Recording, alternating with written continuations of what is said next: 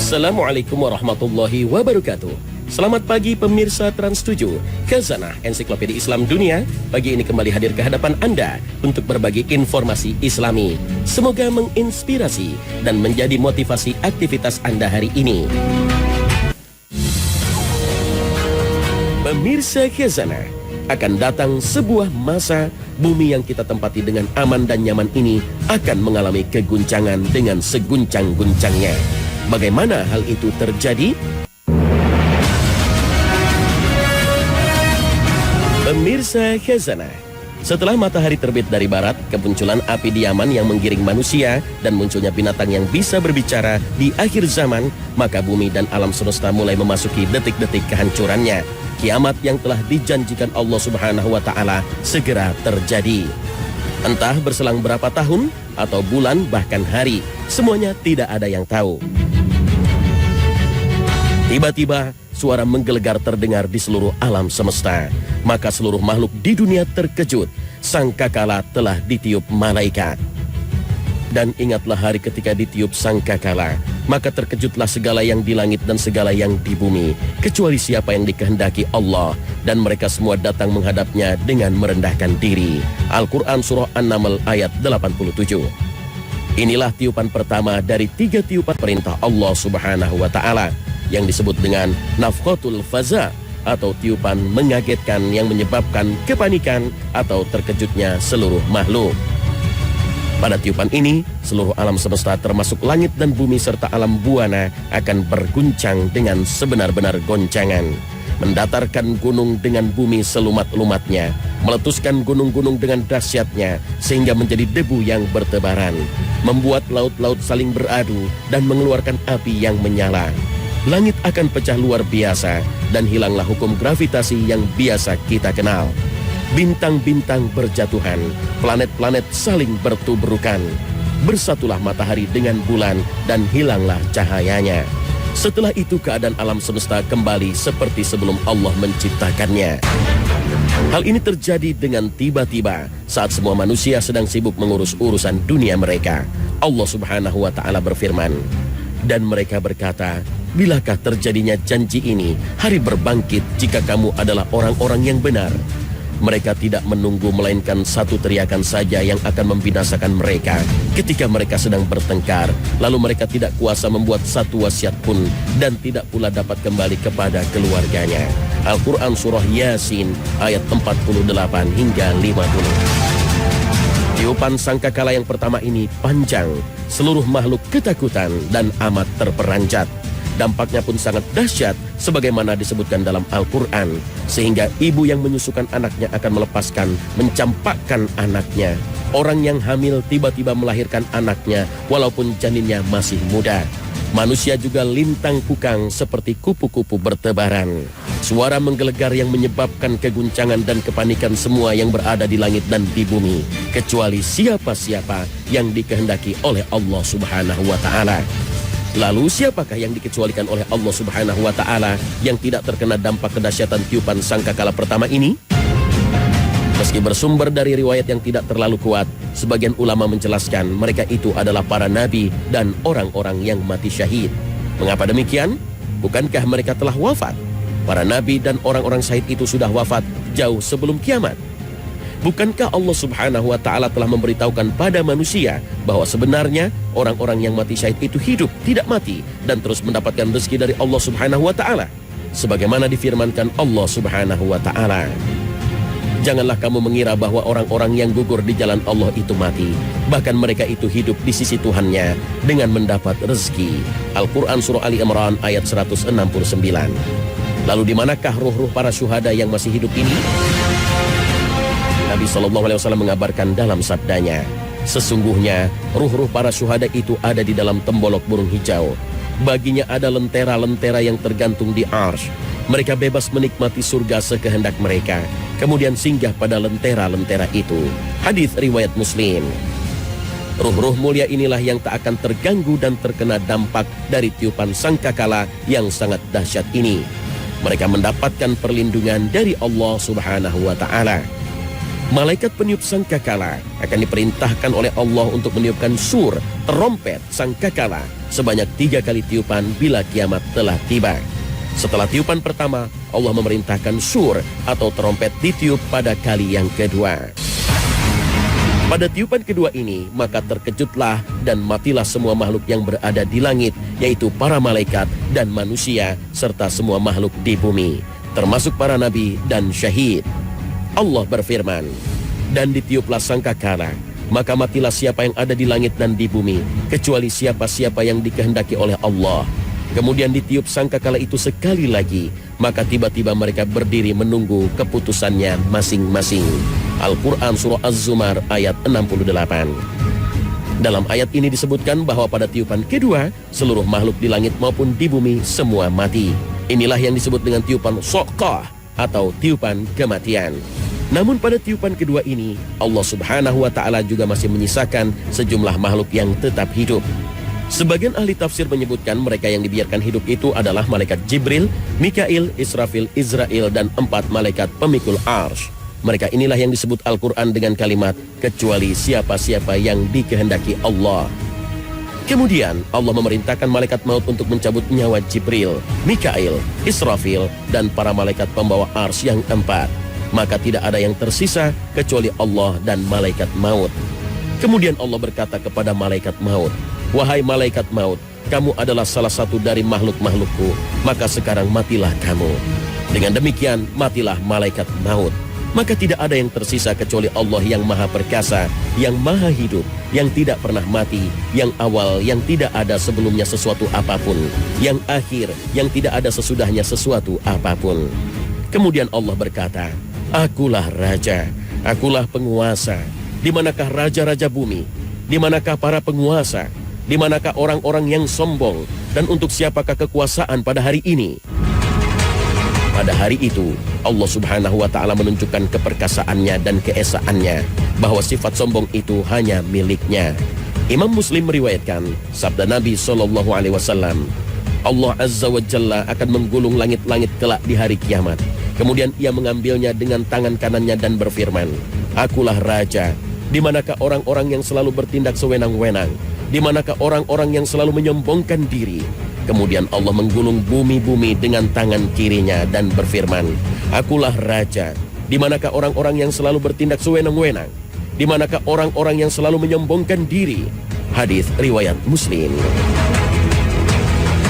Kesombongan inilah sifat yang tidak boleh disandang oleh makhluknya, siapapun ia. Inilah yang ditegaskan Rasul SAW dalam hadis qudsi dari Abu Hurairah. Allah Azza wa Jalla berfirman, "Kesombongan adalah selendangku dan keagungan adalah kain sarungku. Barang siapa bersaing turut memiliki dalam salah satu dari kedua hal tersebut, maka benar-benar akan aku lemparkan dia ke neraka." Hadis riwayat Abu Daud, Ibnu Majah, dan Imam Ahmad. Keadaan alam semesta akan tetap seperti itu hingga waktu yang ditentukan untuk ditiupkan sangkakala ketiga, yaitu tiupan kebangkitan. Entah berapa lama jarak antara waktu tiupan kedua dan ketiga atau tiupan kematian dan kebangkitan.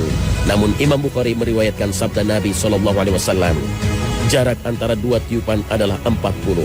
Para sahabat bertanya, "Wahai Abu Hurairah, apakah 40 hari?" Abu Hurairah menjawab, "Aku enggan." Mereka bertanya lagi, 40 bulan? Abu Hurairah menjawab, "Aku enggan." Mereka bertanya lagi, 40 tahun? Abu Hurairah menjawab, "Aku enggan." Hadis riwayat Bukhari. Meski Nabi SAW menyebutkan angka 40 kepada Abu Hurairah, akan tetapi Nabi tidak menjelaskan apakah 40 hari, bulan, atau tahun. Apapun itu, baik hari, bulan, ataupun tahun, angka 40 yang disebutkan Nabi itu tentu waktu yang sangat lama sekali. Karena saat itu sudah memasuki waktu akhirat, yang durasinya 1 hari di akhirat sama dengan 50.000 tahun di dunia.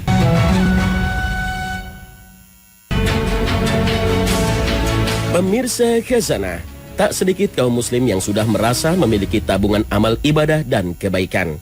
Karena sudah merasa telah melaksanakan ibadah sholat wajib dengan lengkap, puasa lengkap, zakat dan sedekah tak pernah ketinggalan. Dan alhamdulillah juga telah menunaikan ibadah haji, yang memang dengan semua itu, seorang muslim telah memiliki tabungan amal soleh yang besar. Dengan itu semua sebenarnya tugas seorang muslim belum selesai. Yang paling penting justru bagaimana kita bisa mempertahankan amalan-amalan soleh yang telah kita lakukan itu tetap utuh sampai akhir hayat kita. Mengapa? Karena memang tidak ada jaminan jika amal-amal soleh yang telah terkumpul banyak itu akan utuh seterusnya. Bisa saja dalam perjalanan hidup ini, amalan-amalan itu tanpa kita sadari berkurang sedikit demi sedikit atau bahkan mungkin bisa hilang seketika. Karena dalam agama ada perbuatan-perbuatan yang bisa menghapus tabungan amal kita. Maka itu yang perlu diwaspadai. Allah Subhanahu wa Ta'ala berfirman, supaya tidak hapus pahala amalanmu sedangkan kamu tidak menyadari. Al-Quran Surah Al-Hujurat ayat 2. Ketika ayat ini diturunkan, para sahabat sangat khawatir sekali. Misalnya Thabit bin Qais bin Syammas radhiyallahu anhu, ia merasa takut dirinya termasuk dari orang-orang yang terhapus amalnya dan akan menjadi penghuni neraka. Kemudian Nabi SAW mengutus seseorang untuk menemuinya dan menyampaikan kepadanya, kamu bukan termasuk penghuni neraka, tetapi kamu termasuk ahli surga. Hadis riwayat Al-Bukhari. Oleh karena itu, setelah seseorang mengerjakan amal soleh dengan ikhlas dan benar, ia wajib menjauhkan diri dari hal-hal yang membatalkan pahalanya. Kemudian dia meningkatkan ketaatan hingga akhir hayat. Lalu, perbuatan-perbuatan dosa seperti apakah yang bisa menghilangkan dan menghapus amal seorang muslim? Penghapus amal yang paling besar adalah syirik dan kufur. Keduanya tidak hanya menghapus sebagian amal saja, tapi menghapuskan semua amal kebaikan yang pernah dikerjakan seseorang. Allah Subhanahu wa Ta'ala berfirman, dan sesungguhnya telah diwahyukan kepadamu dan kepada nabi-nabi yang sebelummu, jika kamu mempersekutukan Tuhan, niscaya akan hapuslah amalmu dan tentulah kamu termasuk orang-orang yang merugi.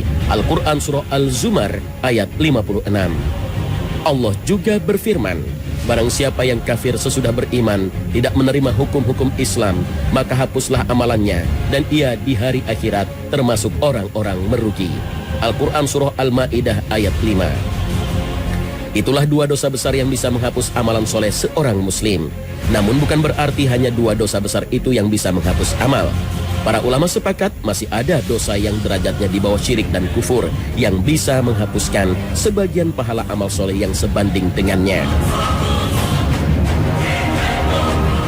Imam Ahmad pernah berkata, apabila seseorang merasa khawatir kepada dirinya berbuat sesuatu yang mendekati zina, hendaknya ia segera menikah. Dia berhutang dan menikah supaya tidak terjerumus dalam keharaman, lalu amalnya terhapus. Ibnu Rajab menyepakati kesimpulan ini, bahwa amal bisa terhapus karena sebab sebagian dosa, sebagaimana firman Allah Ta'ala. Demikian pula Al-Hasan Al-Basri berpandangan demikian. Al-Quran telah memperingatkan orang-orang beriman dari pembatal-pembatal amal ini. Hai orang-orang yang beriman, taatlah kepada Allah dan taatlah kepada Rasul, dan janganlah kamu merusakkan pahala amal-amalmu. Al-Quran Surah Muhammad ayat 33. Imam Ahmad menjelaskan sebab turunnya ayat ini bahwa para sahabat Rasulullah SAW menyangka dosa yang menyertai la ilaha illallah tidak membahayakan, sebagaimana amal soleh yang menyertai kesyirikan tidak memberi manfaat. Maka turunlah ayat ini. Setelah itu para sahabat merasa takut dosa mereka akan menghapuskan amal mereka.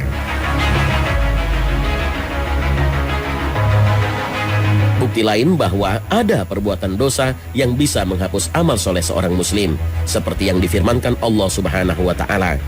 Hai orang-orang beriman, janganlah kamu menghilangkan pahala sedekahmu dengan menyebut-nyebutnya dan menyakiti perasaan si penerima. Al-Quran Surah Al-Baqarah ayat 264. Ayat ini mengabarkan sedekah bisa rusak dan pahalanya terhapus karena suka menyebut-nyebutnya atau mengungkit-ungkitnya dengan perkataan atau perbuatan kepada seseorang.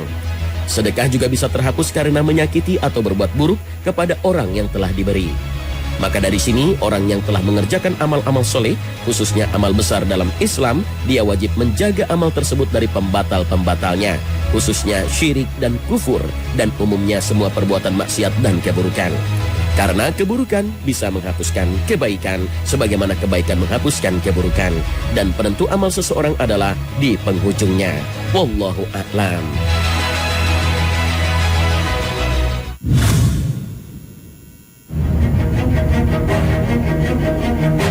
Pemirsa Khazanah, Dalam sebuah hadis disebutkan bahwa jalan menuju surga diliputi oleh berbagai macam hal yang tidak menyenangkan. Sedang jalan menuju neraka diliputi perkara-perkara yang menyenangkan. Akan tetapi, bila kita mengamati perintah-perintah dan anjuran-anjuran yang ada dalam Islam, akan kita dapati bahwa Allah seolah telah mengajak manusia ke surga dengan berbagai cara dan secara berulang-ulang. Bahkan, Allah Subhanahu wa Ta'ala memberikan kemudahan untuk menuju kenikmatan surga. Perhatikanlah bagaimana cara Allah menghitung pahala sebuah amal. Siapa yang mengerjakan satu kejahatan hanya dijatuhi sanksi satu. Bahkan kemurahan Allah pun dapat menghapuskannya. Sementara yang mengerjakan satu kebaikan memperoleh 10 ganjaran bahkan lebih. Bukan hanya itu, Allah menggantikan keburukan yang pernah dilakukan seseorang dengan kebaikan bila ia tulus bertaubat. Dalam konteks ini, Allah Subhanahu wa Ta'ala berfirman, setelah menyebut pelaku syirik, pembunuh, pezina, mereka akan mendapat siksa berganda di hari kemudian dan kekal dalam siksa itu dalam keadaan terhina. Kecuali orang-orang yang bertaubat, beriman, dan mengerjakan amal soleh, maka kejahatan mereka diganti Allah dengan kebajikan. Al-Quran Surah Al-Furqan ayat 68 hingga 70. Mengapa kejahatan malah diganti oleh Allah dengan kebaikan? Karena taubatnya yang pertama telah menghapus kesalahannya. Dan bila ia teringat lagi dengan kesalahan itu lalu bertaubat, maka kali ini taubat tersebut dicatat sebagai amal soleh. Demikian seterusnya, bahkan tidak mustahil siapa yang bertaubat dengan tulus akan merasakan kehadiran Allah dan mendorongnya melakukan amal-amal soleh. Bahkan terbuka kemungkinan bagi yang tidak bermohon ampunan pun selama dosanya bukan mempersekutukan Allah untuk diampuni olehnya. Sesungguhnya Allah tidak mengampuni dosa yang mempersekutukannya dengan sesuatu dan mengampuni dosa selain itu bagi siapa yang dikehendakinya. Al-Quran Surah An-Nisa ayat 48 dan 116. Dengan demikian mungkin bisa dikatakan bahwa tidak ada yang ditimpa siksa neraka kecuali mereka yang benar-benar sangat durhaka melawan Allah Subhanahu wa Ta'ala dengan enggan berbuat kebajikan. Ini semua bukan berarti mengandalkan kemurahan Allah tanpa usaha. Setiap orang paling tidak harus selalu mengingat pesan Allah Subhanahu wa Ta'ala. Bertakwalah kepada Allah dengan sebenar-benar takwa dan janganlah kamu mati kecuali dalam keadaan kamu muslim. Al-Quran Surah Ali Imran ayat 102. Di samping itu, setiap kita harus selalu ingat husnul khotimah atau akhir yang baik. Demikian pula su'ul khotimah atau akhir yang buruk. Karena itu, jangan mengandalkan kemurahan Allah Subhanahu wa Ta'ala sebelum kita berusaha sekuat kemampuan. Dalam hadis qudsi, Allah Azza wa Jalla berfirman, jika seorang hambaku bertekad akan melakukan kebaikan, namun tidak sempat melaksanakannya, aku akan mencatat 1 kebaikan baginya. Jika dia jadi melaksanakan tekadnya itu, aku catatkan 10 kebaikan, bahkan sampai 700 kali lipat baginya. Dan jika hambaku bertekad akan melaksanakan keburukan, namun tidak jadi melaksanakannya, aku tidak akan mencatatnya sebagai dosa baginya. Lalu jika ia melakukan keburukan tersebut, aku hanya mencatat 1 keburukan. Hadis riwayat Tabarani dan Abu Shaykh. Orang yang beriman tidak memandang masa depan dengan logika dan akalnya. Tapi orang yang beriman, mereka hidup berjalan dengan apa yang telah diberitakan oleh Allah dan Rasulnya. Karena kita hidup dengan iman semua berita yang disampaikan oleh Rasulullah SAW. Jadi kota Syam menjadi tempat berkumpul, betul. Tapi mahsyar untuk kota Syam bukan.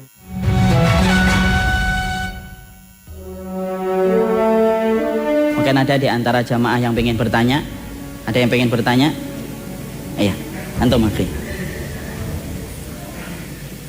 Assalamualaikum warahmatullahi wabarakatuh. Salam warahmatullahi wabarakatuh.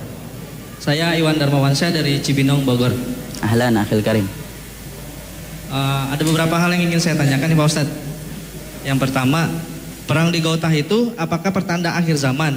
Fakta apa yang mengarah pada pertanda ini? Dan yang kedua, ada sumber yang menyebutkan perang di Gautah Suriah itu tidak ada hubungannya dengan perang akhir zaman.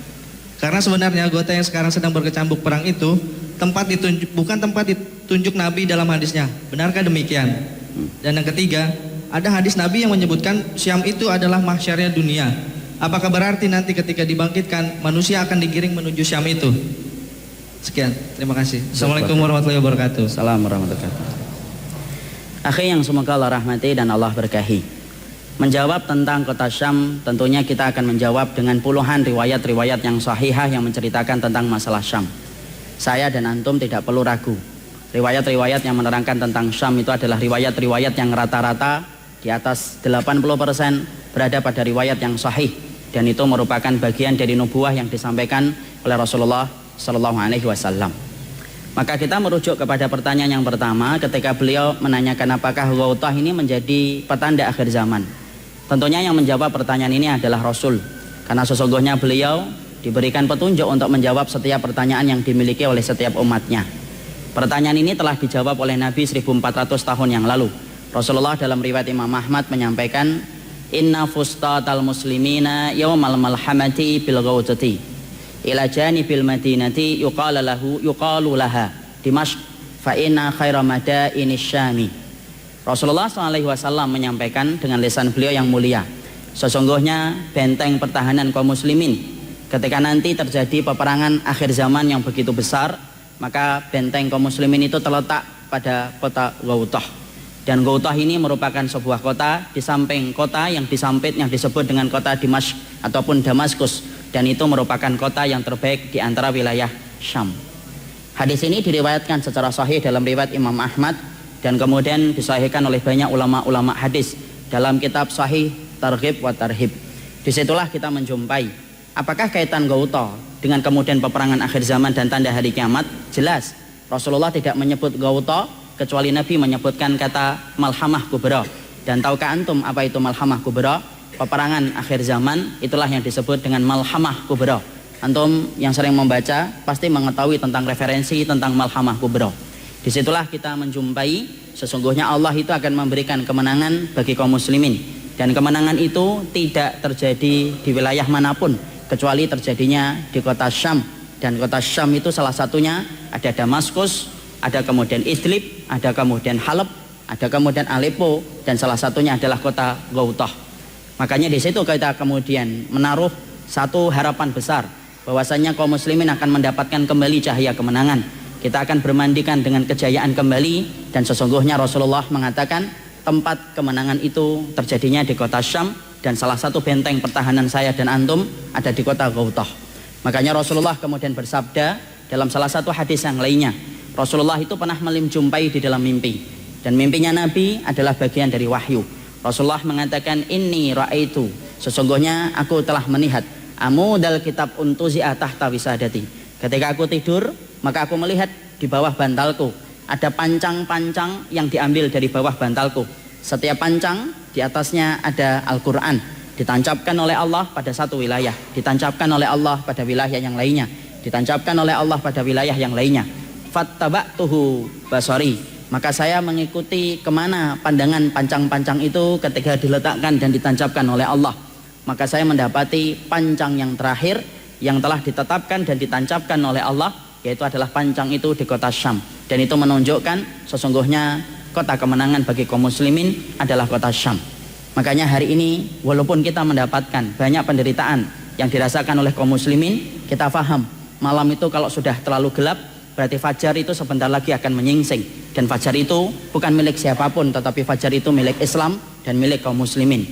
Makanya orang-orang kafir mereka kemudian tahu betul kemenangan itu adalah milik kaum muslimin. Mereka itu sekarang hanya bisa meredam semangat kemenangan, tapi sebenarnya mereka tidak akan pernah bisa menahan kemenangan itu datang kepada kaum muslimin. Mereka bisa merusak bunga, tetapi mereka tidak akan bisa menahan musim semi, karena musim semi miliknya antum ketika antum beriman kepada Allah, miliknya kita ketika kita beriman kepada Allah dan Rasulnya. Disitulah kita paham kota Ghautah ada kaitannya erat dengan peristiwa akhir zaman, dan itu adalah tanda kiamat. Maka kemudian pertanyaan berikutnya disampaikan bahwasanya kota Syam itu akan menjadi tempat mahsyar. Imam Al-Qurtubi yang menjawab, sesungguhnya dalam tafsirnya Al-Jami' li Ahkamil Quran, beliau menyampaikan mahsyar itu ada yang di dunia, ada mahsyar di akhirat. Mahsyar di akhirat adalah ketika saya dan antum nanti dibangkitkan dari kubur kita masing-masing. Ada yang dibangkitkan dalam kondisi sebagaimana sempoyongan orang yang mabuk. Siapa? Pemakan riba. Ada yang dibangkitkan dalam keadaan miring-miring, mereka yang berpoligami ketika mereka tidak adil. Ada yang dibangkitkan mereka dalam kondisi mengeluarkan bau nanah yang sangat menjijikkan. Siapa mereka? Mereka yang sering niyahah, yaitu adalah meratapi mayit ketika anggota keluarganya itu meninggal dunia. Itulah mahsyar di akhirat. Dikatakan Nabi, mahsyar di akhirat ardun kakursotin naki laisa fiha alamun li ahadin. Mahsyar nanti di akhirat itu, maka sesungguhnya tanahnya putih kayak adonan tepung. Kayak adonan tepung, kemudian putih kemerah-merahan. Itulah tanah mahsyar. Kita akan berdiri di tanah mahsyar itu selama 40 tahun dalam hitungan akhirat. Dan ingat ikhwan, kekuatan kita ketika dikumpulkan di padang mahsyar, kekuatan kita jauh lebih besar daripada kekuatan kita di dunia.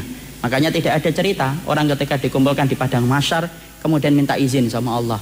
Ya Allah, duduk bentar ya Allah, pegel saya. Tidak ada. Karena sungguhnya semuanya nanti akan diberikan kekuatan oleh Allah. Tanahnya sebagaimana adonan tepung, berwarna kemerah-merahan, tidak ada tanda untuk siapapun. Disitulah nanti kita akan dikumpulkan, dan itulah mahsyar dalam kehidupan di akhirat. Mahsyar itu pula ada di dunia. Dan mahsyar itu apa artinya? Mahsyar itu dari kata hasyara, yahsyaru, mahsyarun, tempat berkumpulnya manusia. Karena sesungguhnya di akhir zaman kita akan digiring, sebagaimana kemudian api itu akan menggiring kita pada satu tempat. Dan sesungguhnya tempat berkumpulnya manusia itu nanti adalah di kota Syam, di wilayah Syam. Disitulah berkumpulnya kita semuanya. Mungkin hari ini masih banyak yang berpikir, bagaimana teknisnya nanti Ustaz? Jangan dipikir, karena mungkin pikiran kita tidak menjangkau. Cukup imani, karena biarkan Allah yang mengaturnya bagi kehidupan orang yang beriman. Orang yang beriman tidak memandang masa depan dengan logika dan akalnya, tapi orang yang beriman, mereka hidup berjalan dengan apa yang telah diberitakan oleh Allah dan Rasulnya. Karena kita hidup dengan iman semua berita yang disampaikan oleh Rasulullah Shallallahu Alaihi Wasallam. Jadi kota Syam menjadi tempat berkumpul, betul. Tapi mahsyar untuk kota Syam bukan mahsyar di akhirat. Karena mahsyar di akhirat itu nanti di akhirat setelah peristiwa hari kiamat. Mahsyar yang disebutkan identik dengan kota Syam, mahsyar di dunia. Karena semua orang nanti akan kumpul, dan orang yang terbaik nanti yang akan kumpul di kota Syam. Makanya kota Syam itu dikatakan Nabi, innallaha takaffala li bisyami wa ahli. Allah itu menjaminkan kepada diriku bagaimana kota Syam dan bagaimana aku menjamin para penduduknya. Makanya kalau antum, saya ingin melihat orang yang terbaik dalam iman, lihatlah kota Syam. Zikir mereka, sabar mereka, ridho mereka. Antum tahu tragedi di kota Syam sudah berlalu sampai 5 tahun atau 6 tahun hari ini. Tapi saya belum pernah menjumpai. Kemudian ada berita bahwasanya orang Syam itu sampai mati bunuh diri karena stres dengan masalah yang mereka hadapi. Kenapa? Mereka tidak pernah diberitakan mati bunuh diri. Iman mereka yang menjadikan mereka kuat, karena sesungguhnya mereka adalah salah satu orang yang terbaik dalam identitas iman yang dikabarkan oleh Rasulullah Shallallahu Alaihi Wasallam. Disitulah kita paham kota Ghautah berdampingan dengan kota Damaskus, tempat yang terbaik di antara wilayah Syam. Dan Nabi mengkaitkan dengan kata malhamah kubra, berarti kota Ghautah ada kaitannya dengan peristiwa akhir zaman. Kewajiban kita adalah bagaimana menolong mereka, menyertakan mereka di dalam doa-doa panjang kita. Karena sesungguhnya doa itu ibarat amunisi yang terakhir yang bisa merubah banyak keadaan. Maka sertakan mereka dalam doa-doa kita. Sertakan mereka dalam setiap hajat dan kebutuhan yang kita mintakan kepada Allah. Bisa jadi ada satu mukmin yang selamat dari tragedi yang harusnya mereka dapatkan disebabkan doa saya dan doa antum ketika antara adzan dan iqamah.